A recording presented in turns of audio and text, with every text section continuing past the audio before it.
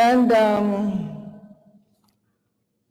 well, as I said, they were in law school together.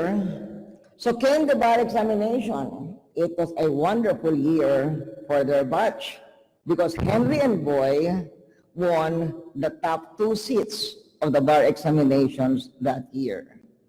Our classmates were, our boys' classmates were very proud of them. Very proud of Boy and equally proud of Boy when he became congressman in 1989.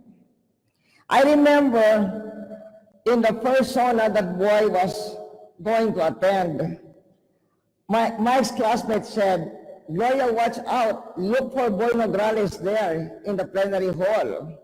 Of course, I couldn't find him. It was very hectic, but there was enough time for us to find each other and renew our ties with each other, because I was then Undersecretary of Trade and Industry, in charge of legislative liaison, among other things, and Boy Nograles was one of the congressmen who most helped me to navigate the relations between DTI and Congress, and also one of the congressmen who put it into my head that I should try running for the Senate in 1992.